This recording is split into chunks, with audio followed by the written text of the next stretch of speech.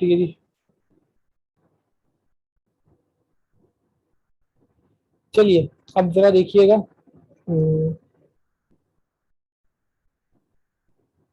इसको दोबारा से ओपन करूँगा, मैंने बंद कर दिया। चलिए, तो अब जरा यहाँ देखिएगा, हमें करना क्या है। यहाँ पर हमें रिप्रेजेंट करना है कॉम्प्लेक्स नंबर को आर्गन डायग्राम की फॉर्म में। अब कॉम्प्लेक्स नंबर को आर्गन डायग्राम की फॉर्म में जो रिप्रेजेंट करना है, किस तरीके से करना है, ये सिंपल है। कॉम्प्लेक्स नंबर हमें यहाँ पर जो है वो क्या गिवन है, कॉम्प्लेक्स नंबर हमारे पास है 4+3 आयोटा। सिंपल इसकी डायग्राम बनानी है एक, और आर्गन डायग्राम किस तरीके से बनती है, अगर वैसे हमने शुरू में बात की थी कि कॉम्प्लेक्स नंबर होता क्या है, तो उससे तो डिस्कस किया था, तो ऐसा मसला नहीं, अभी जरा देख लीजिएगा। सिंपल, ये वैसे पेपर में कभी भी नहीं आया क्योंकि यहाँ करने को कुछ है नहीं, जरा देख लीजिएगा। ओरिजिन है एक्स एक्सिस वाई एक्सिस। अच्छा, बेसिकली 4+3 आयोटा, 4+3 आयोटा को अगर हम जो है उस फॉर्म में लिखें, किसकी फॉर्म में लिखें, अगर कार्टेशियन कोऑर्डिनेट सिस्टम की फॉर्म में लिखें, तो एक्स कोऑर्डिनेट 4 है और वाई कोऑर्डिनेट 3 है। ऐसी है ना जी, ये बात हम पहले भी कर चुके हैं। एक्स कॉमा वाई की फॉर्म में अगर हम इससे लिखेंगे तो x real part without iota वाला एक्स कोऑर्डिनेट होता है, जो आयोटा के साथ लिखा हुआ है वो इमेजिनरी पार्ट, वो क्या है, वो बेसिकली वाई कोऑर्डिनेट है। 4,3 को लिखा जा सकता है 4+3 आयोटा। अब बेसिकली जो आप मैट्रिक तक करते आए, मैट्रिक में भी 8 क्लास में भी ग्राफ वगैरह बनाए होंगे ना, तो देखिएगा 1 2 3 4, इसी तरीके से 1 2 3 4 एंड सो ऑन। तो अब ये पॉइंट क्या है, 4 और 3, एक्स की वैल्यू 4, वाई की वैल्यू 3, ये पॉइंट हमारे पास है 4,3। ये पॉइंट 4,3 है। ओरिजिन से क्या करेंगे, इसको हम इस तरीके से, ये पॉइंट बेसिकली हमारे पास जो है वो पॉइंट की फॉर्म में है 4,3 कार्टेशियन कोऑर्डिनेट सिस्टम में।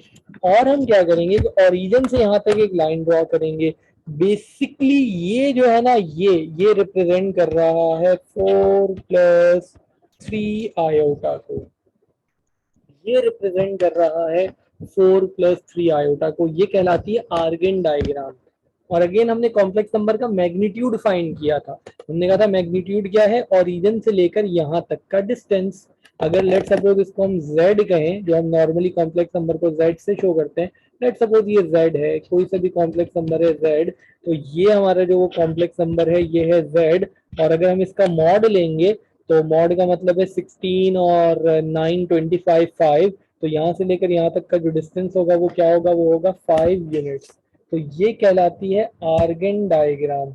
सपोज अगर आप इसका सेकंड देखें, -2+आयोटा, देखिएगा इसका जो सेकंड पार्ट है, इसका जो सेकंड पार्ट है वो है -2+आयोटा, -2+आयोटा। अच्छा, -2+आयोटा का मतलब क्या है, -2+आयोटा का मतलब है क्या, एक्स कोऑर्डिनेट है -2, जो बगैर आयोटा वाला है, जो आयोटा के बगैर है। वाई कोऑर्डिनेट है आयोटा का कोफिशिएंट, आयोटा का कोफिशिएंट जो है वो क्या है, कुछ नहीं है, तो 1 है। अब -2 और 1, अब अगर आप इसकी डायग्राम जो है वो ड्रॉ करते हैं, तो -2 और 1, ये एक्स एक्सिस है, ये वाई एक्सिस है, ये नेगेटिव एक्स है, ये नेगेटिव वाई है, ये ओरिजिन है। और 1 2 और यहाँ कहीं 1 ले लेते हैं, तो -2 और 1, ये पॉइंट हमारे पास होगा क्या, ये पॉइंट होगा -2,1, एक्स कोऑर्डिनेट -2, वाई कोऑर्डिनेट +1, और ये हमारे पास होगी Argand diagram. z is equal to क्या है, -2+आयोटा। तो सिंपल ये आर्गन डायग्राम जो है वो कहलाती है। अगर इसका चौथा पार्ट देखें, -8 और -4, यहाँ देखिएगा, अगर इसी में हम इसका फोर्थ पार्ट भी ड्रॉ कर लें, लेट सपोज इसी वाले एक्सिस पे ले लें, ये हमारे पास जो है,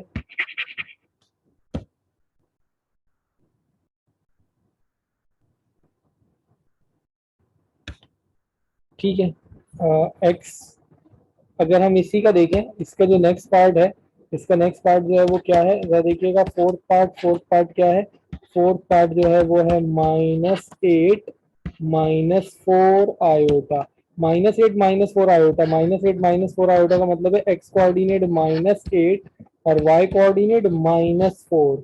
एक्स कोऑर्डिनेट -8, वाई कोऑर्डिनेट -4, ठीक है ना जी। तो 1 2 3 4 5 6 7 और यहाँ कहीं जाकर आएगा 8 और -4, और ये हमारे पास हो जाएगा 1 2 3 4, -8 -4, ये पॉइंट होगा यहाँ कहीं, ये पॉइंट होगा यहाँ कहीं, -8 -4, इसको इससे मिला दें, ये होगा z is equal to -8 -4 iota. तो ये तो सिंपल है, ऐसी कोई खास चीज नहीं है। सिंपल जिस तरीके से आपने जो है कार्टेशियन कोऑर्डिनेट सिस्टम में पॉइंट प्लॉट किए थे एक्सीज ऑफ कोऑर्डिनेट से, तो यहाँ भी आपको यही करना है। आपको जो है वो एक्सीस के ऊपर जो है वो क्या करना है, पॉइंट लेंगे, ओरिजिन से इसको मिला दीजिएगा, ये कहलाती है आपकी आर्गन डायग्राम, ठीक है जी। इसमें आप मैग्नीट्यूड निकाल लें, इसमें आप मैग्नीट्यूड निकाल के भी शो कर दें, बल्कि मैग्नीट्यूड, बल्कि आर्गन डायग्राम में मैग्नीट्यूड और एंगल भी आप शो करते हैं, हाँ करते हैं, कर दें। मैग्नीट्यूड निकालें, देखिए मैग्नीट्यूड जो है वो क्या होगा, जेड मॉड, जेड मॉड जो है वो क्या है, वो हमारे पास होगा 4 का स्क्वायर और +3 का स्क्वायर, ऐसे ही है। रियल पार्ट का स्क्वायर प्लस इमेजिनरी पार्ट का स्क्वायर, 4 का स्क्वायर कितना होगा, 4 का स्क्वायर होगा 16, 3 का कितना होगा 9, यानी कि 25, यानी कि 5। तो हम यहाँ पर इसी में लिख देंगे कि जो मॉड ऑफ जेड है वो किसके इक्वल है, वो इक्वल है 5 यूनिट्स, कुछ ना कुछ लेंथ है ना, इसका कुछ ना कुछ यूनिट होगा, मीटर मिलीमीटर सेंटीमीटर कुछ भी। यानी अगर आप यहाँ पे निकालते हैं जेड मॉड, वह देखिएगा सेकंड पार्ट का, तो जेड मॉड जो है वो क्या होगा, जेड मॉड रियल पार्ट का स्क्वायर -2 का square plus imaginary part iota का जो कोफिशिएंट है उसका स्क्वायर, यानी कि 1। तो ये कितना होगा, 4 और 1 5, रूट में 5। यहाँ पे जो हमारे पास जेड मॉड होगा वो किसके इक्वल होगा, √5 यूनिट्स। तो आर्गन डायग्राम में आपने ये निकाला, आपने कॉम्प्लेक्स नंबर लिखा, उसका मैग्नीट्यूड निकाला, अच्छा प्लस ये बेसिकली आर्गन डायग्राम जब आप बनाते हैं, आपने ये लाइन ड्रॉ की, इस लाइन की मैग्नीट्यूड कितनी है प्लस इसका एंगल कितना बन रहा है, इसका एंगल बताइए, मैग्नीट्यूड और एंगल। जी मॉड निकालेंगे और एंगल निकाल लीजिए। मॉड आपने ये निकाला, एंगल जो निकलेगा ना वो कैसे निकलेगा, अच्छा, ऐसा करते हैं, एक मिनट रुको। इसका पहले ही पार्ट मैं इसको लेट सपोज ये देखें, पहला नहीं, अब ऊपर बना दिया, कोई और ले लेते हैं। लेट सपोज इसका सेकंड पार्ट है, सेकंड है, थर्ड है, थर्ड है, प्रॉपर सॉल्व कर देते हैं, एक मिनट। जेड हमारे पास है 6 + 2 आयोटा, ठीक है जी। इसकी आर्गन डायग्राम बनानी है, जरा देख लें इसको। हमें एक कॉम्प्लेक्स नंबर गिवन है, हमें एक कॉम्प्लेक्स नंबर गिवन है z + 2 आयोटा, जरा देखिएगा यार, एक तो यहाँ देखिए, हमारे पास एक कॉम्प्लेक्स नंबर है, वो है 6 + 2 आयोटा, जरा देख लीजिएगा, 6 + 2 आयोटा, ठीक है जी। इसकी मॉड, इसका हम मैग्नीट्यूड फाइंड करते हैं,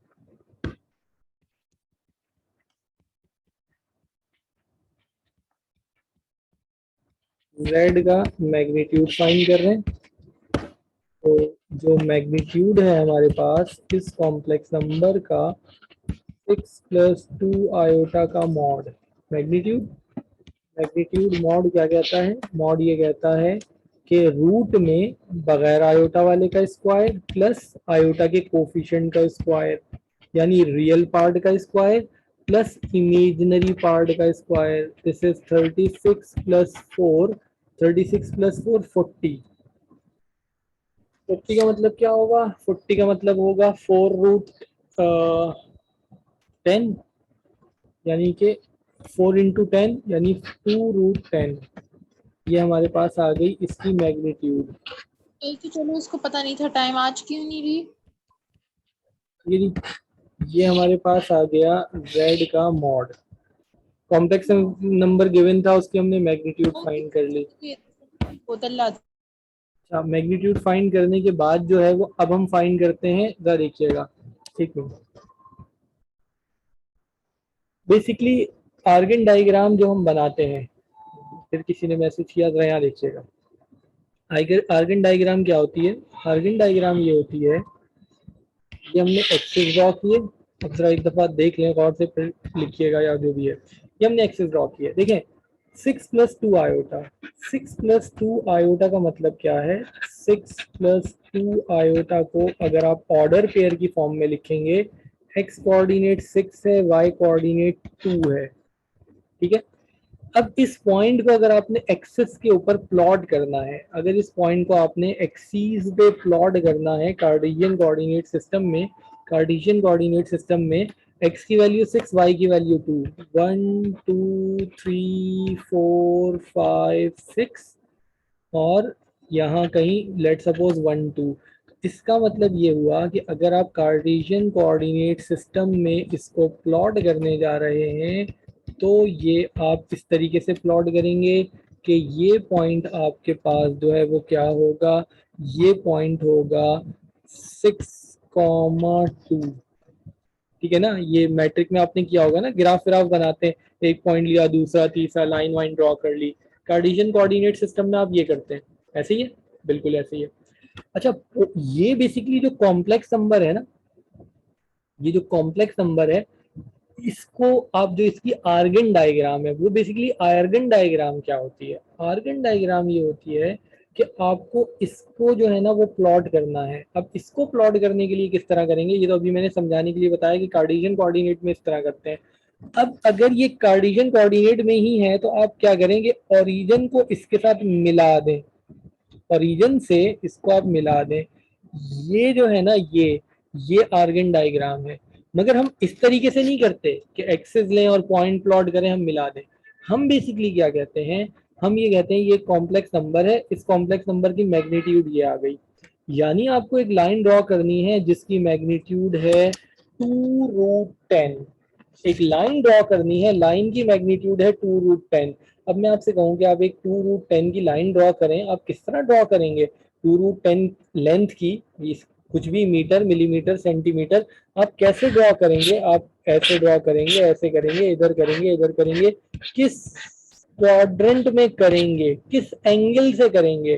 तो एक तो हमने क्या किया कि जो कॉम्प्लेक्स नंबर हमें गिवन था उससे हमने क्या किया, उससे हमने फाइंड कर ली इसकी मैग्नीट्यूड।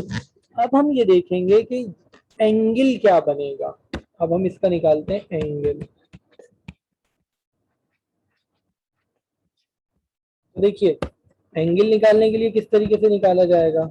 एंगल हमारे पास जो है ना वो क्या होता है, एंगल हमारे पास जो है वो थीटा, वो बराबर होता है tan−1 y/x। ये हमारे पास है एंगल, tan−1 y/x। अच्छा, ये फॉर्मूला आया कहाँ से? ये देखिए, अगर हम यही कहें ना, लेट सपोज ये हमारे पास है, ये हमारे पास पॉइंट है, इसको इससे मिला दिया, ठीक है ना जी। अब देखिए यहाँ से अगर हम एक परपेंडिकुलर ड्रॉ करें तो ये बेस होगा, ये एक्स होगा, ये पॉइंट है एक्स कॉमा वाई। अगर ये पॉइंट एक्स कॉमा वाई है, वहाँ 6,2 है, ये एक्स होगा, ये वाई होगा, ये वाला एंगल चाहिए ना। तो अब एंगल, अब यहाँ पर क्या करेंगे, टेन थीटा यूज करें। टेन थीटा क्या होता है? बेस ओवर, नहीं, perpendicular over base. Tan theta होता है परपेंडिकुलर ओवर बेस। तो थीटा यहाँ से क्या आएगा, थीटा यहाँ से आ जाएगा tan−1 y/x, tan−1 y/x। तो ये फॉर्मूला है। तो हम आर्गन डायग्राम ड्रॉ करते हुए क्या करते हैं, जो कॉम्प्लेक्स नंबर गिवन है उसकी मैग्नीट्यूड निकाली, ठीक है जी, मैग्नीट्यूड निकाल ली। अब एंगल फाइंड करेंगे, तो एंगल फाइंड करते हुए theta is equal to tan−1 y/x। y की जगह पर क्या है, 2 है, और x की जगह पर क्या है, 6 है, ठीक है ना जी। y जो है वो क्या है, आयोटा का कोफिशिएंट जो है वो y कोऑर्डिनेट होगा, और बगैर आयोटा वाला जो है वो x कोऑर्डिनेट होगा, रियल पार्ट और इमेजिनरी पार्ट जो हमने बात की। तो यहाँ पे हमारे पास जो है वो, यहाँ पे हमारे पास ये 2 से ये कैंसिल होगा, यानी कि जो थीटा होगा वो किसके इक्वल आ जाएगा, थीटा इक्वल आ जाएगा tan−1 1/3। अब tan−1 1/3 अगर आप निकाल लें तो कैलकुलेटर से, अगेन मैंने कहा था कैलकुलेटर होना चाहिए। पॉइंट्स में आएगा, कुछ बताइए क्या आएगा, मेरे पास नहीं है कैलकुलेटर। tan−1 1/3 बताइए, या फिर मैं यहाँ पे देखूँ। आपने किसी का आंसर आ गया वरना 18.434 कह रहे हैं जी, बाकी भी चेक कर लें जरा। कहा गया कि आंसर है 18.434, बाकी भी जरा कंफर्म कर दें। एग्जैक्टली यही आ रहा है, चलेगा। चलिए, कहा गया कि यही आ रहा है तो ठीक है जी, यही आंसर होगा। अच्छा, अब हमारे पास जो है वो क्या है, ये आ गया एंगल। तो हमने फाइंड की मैग्नीट्यूड, हमें एक कॉम्प्लेक्स नंबर गिवन था, एक्चुअल कॉम्प्लेक्स नंबर गिवन था, हमने उसकी मैग्नीट्यूड निकाल लिया, हमने उसका एंगल निकाल लिया। अब आर्गन डायग्राम बनाएंगे। अब आर्गन डायग्राम बनाते हुए बेसिकली क्या करेंगे, अब बेसिकली हम करेंगे ये कि ये एक्स एक्सिस ड्रॉ किया, ये वाई एक्सिस दिया, ओरिजिन। हमें एक लाइन ड्रॉ करनी है जिसकी मैग्नीट्यूड है 2√10 यूनिट्स और ये उसका एंगल है 18 डिग्री ना। अब आपने वो क्या किया, डी रखी और ये एक लाइन आपने ड्रॉ की। इस लाइन की जो है वो लेंथ क्या है, इस लाइन की जो लेंथ है वो है कितनी, वो है 2√10 यूनिट्स।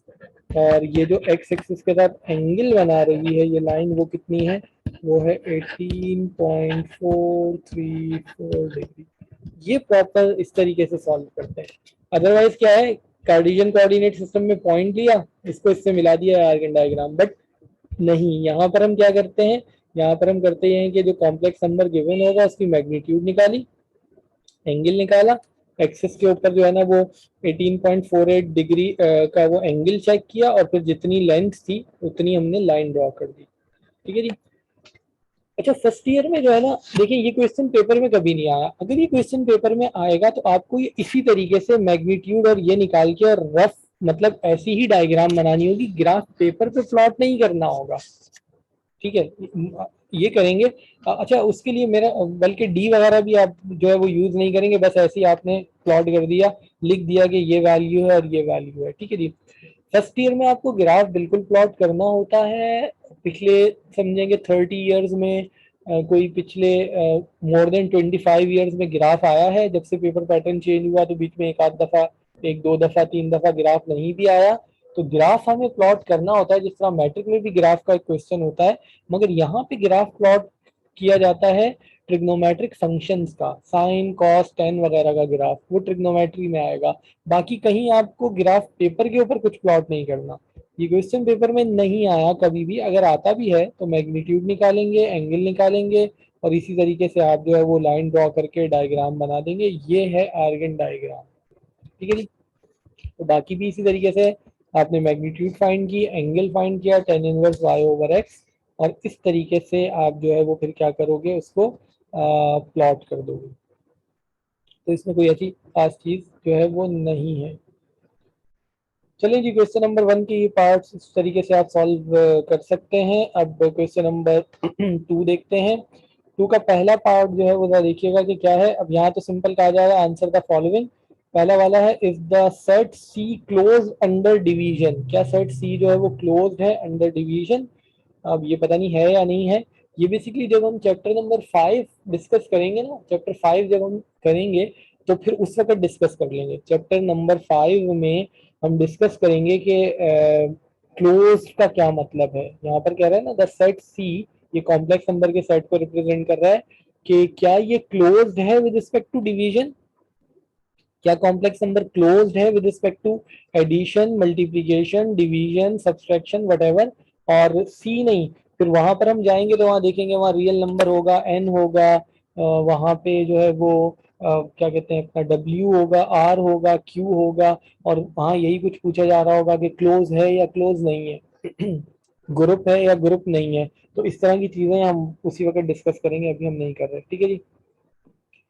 क्वेश्चन नंबर 2 का सेकंड पार्ट देखिए, सेकंड में कहा जा रहा है कि is 1/a 1/b the multiplicative inverse of a comma b। Question number 2 का सेकंड पार्ट देखिए, 2 का सेकंड पार्ट एक दफा पेपर में आया है। क्वेश्चन नंबर हमारे पास है 2, इसका है सेकंड पार्ट। बेसिकली तो वो पूछ रहा है कि इज 1/a 1/b, क्वेश्चन में वो ये कह रहा है कि is 1/a comma 1/b is 1 over a 1 over b the multiplicative inverse of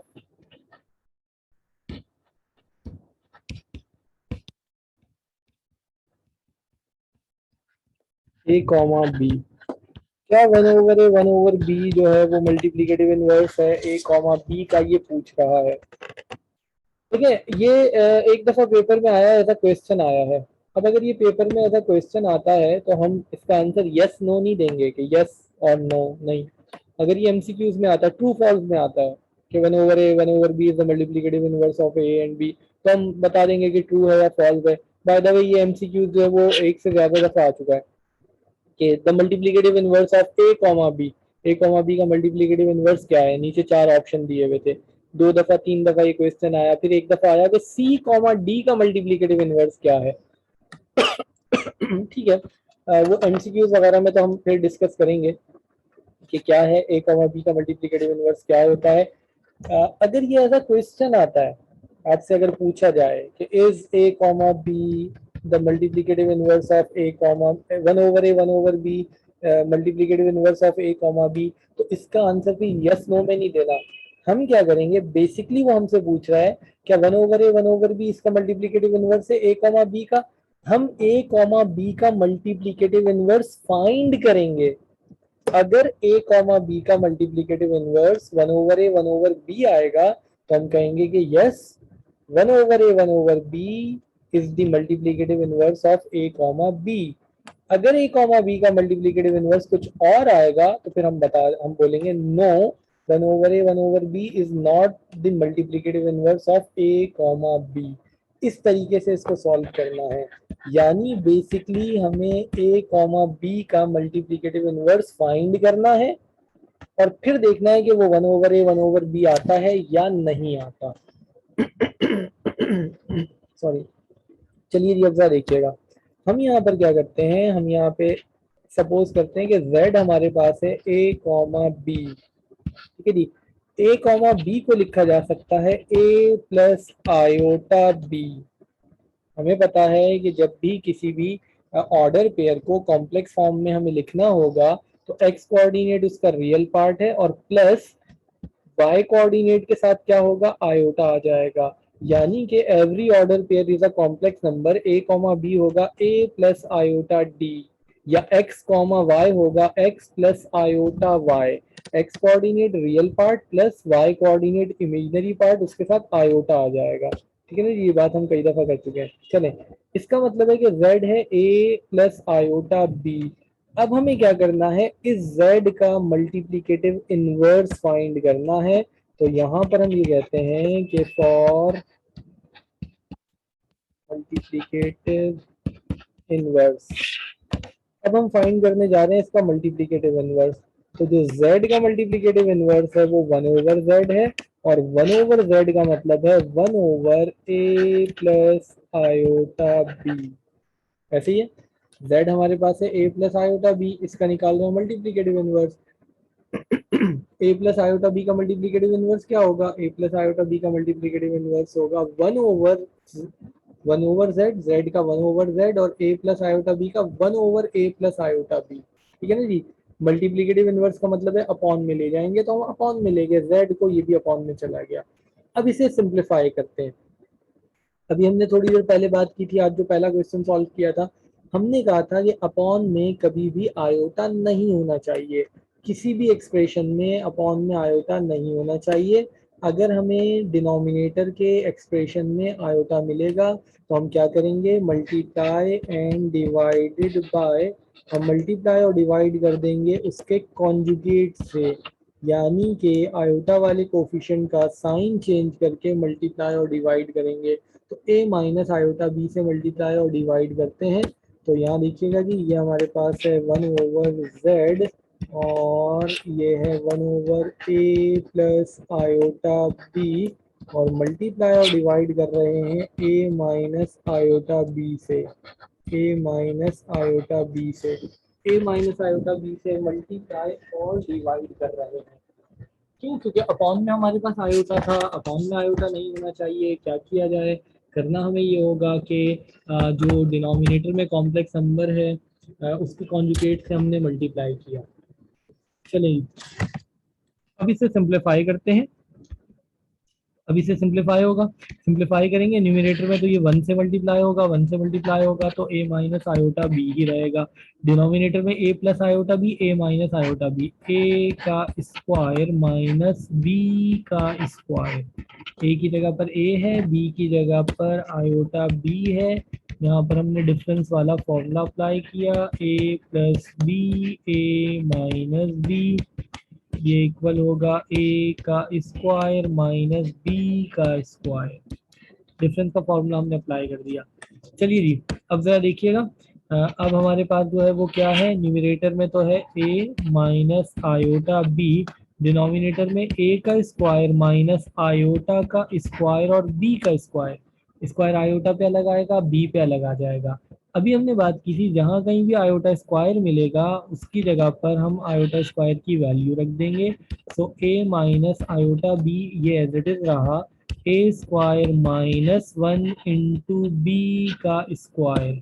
iota square की कांस्टेंट वैल्यू है, क्या है जी आयोटा स्क्वायर की कांस्टेंट वैल्यू, वो है -1। ठीक है जी। सो माइनस माइनस ये क्या होगा, प्लस हो जाएगा।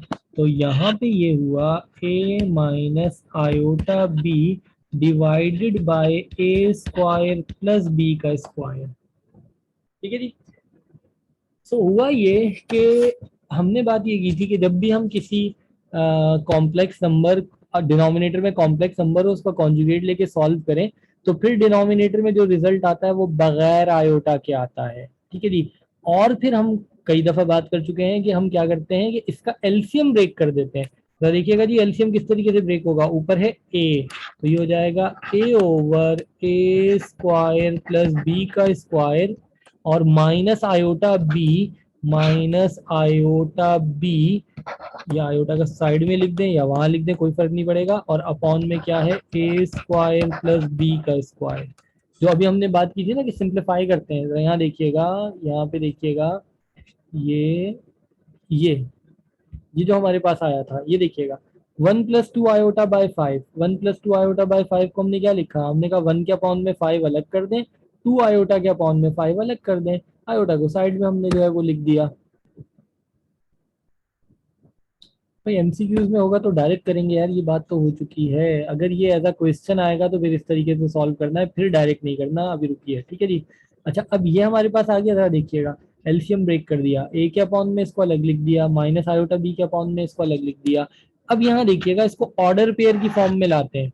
ये देखिए जिस तरीके से अगर हमारे पास लिखा हुआ है 2 - 3 आयोटा, इसे ऑर्डर पेयर की फॉर्म में लाएंगे कैसे, real part x coordinate, x coordinate real part, round bracket में रियल पार्ट की जगह पे लिखा 2, एक्स कोऑर्डिनेट की जगह पे लिखा 2, और imaginary part y coordinate, comma लगाया, एक्स कोऑर्डिनेट 2 है, वाई कोऑर्डिनेट आयोटा का कोफिशिएंट, आयोटा का कोफिशिएंट क्या है, -3 है। ठीक है ना जी, इस तरीके से लिखेंगे। अच्छा अब जरा यहाँ देखिएगा, इसी ऑर्डर पेयर की फॉर्म में लिखेंगे, रियल पार्ट एक्स कोऑर्डिनेट जिसके साथ आयोटा नहीं है, आयोटा नहीं है तो वो है a over a square plus b square जिसके साथ आयोटा नहीं है, कॉमा y कोऑर्डिनेट जो आयोटा का कोफिशिएंट है, आयोटा का कोफिशिएंट क्या है, -b over a square plus b का स्क्वायर जिसका सब जो साइन है वो वही रहेगा। यहाँ पे है एक्स कोऑर्डिनेट रियल पार्ट, ये है रियल पार्ट, और रियल पार्ट जो है वो क्या है, वो हमारे पास है एक्स कोऑर्डिनेट और वो है 2, और जो इमेजिनरी पार्ट है ये है इमेजिनरी पार्ट, और इमेजिनरी पार्ट जो है वो क्या है, जो आयोटा के साथ लिखा हुआ है, और वो है वाई कोऑर्डिनेट। यहाँ रियल पार्ट है a over a square plus b square, comma लगाया, इमेजिनरी पार्ट आयोटा के साथ जो लिखा हुआ है -b over a square plus b square. Basically पता है क्या, ये जो a कॉमा b है ना, जरा यहाँ देखें, इसका जो मल्टीप्लीकेटिव इनवर्स है, इसका जो मल्टीप्लीकेटिव इनवर्स है वो बिल्कुल नहीं है 1/a 1/b। इसका मल्टीप्लीकेटिव इनवर्स जो है, इसका जो मल्टीप्लीकेटिव इनवर्स है a कॉमा b का, वो होता है a over a square plus b का स्क्वायर माइनस बी ओवर ए स्क्वायर प्लस बी का स्क्वायर। एमसीक्यूज में ये दो तीन दफा आ चुका है, तो एमसीक्यूज में तो ए कॉमा बी का मल्टीप्लिकेटिव इनवर्स क्या है, आपको दबानी याद होगा, आपने टिक लगाना होगा, टिक लगा दिया, टिक लगा दिया। सी कॉमा डी का क्या है, दो दफा ऐसे या तीन दफा ऐसे आया, फिर एक दफा उसने कहा कि सी कॉमा डी का, देखें सी कॉमा डी का मल्टीप्लिकेटिव इनवर्स क्या है, सी कॉमा डी का मल्टीप्लिकेटिव इनवर्स है सी ओवर सी स्क्वायर प्लस डी का स्क्वायर और माइनस डी ओवर सी का स्क्वायर प्लस डी का स्क्वायर, ऐसे ही है ना। एक्स कोऑर्डिनेट ओवर दोनों के स्क्वायर का सम और comma y coordinate sign change कर दें, अगर माइनस डी होता तो प्लस डी है तो माइनस डी, और divided by c square plus d square. So ये आया मल्टीप्लिकेटिव इनवर्स, ये वो नहीं है ना। तो आंसर हम लिखेंगे कि हेंस अगर ये ऐसा क्वेश्चन आएगा तो ऐसे सॉल्व होगा। ये कहेंगे 1/a 1/b आसान हो रही है, नॉट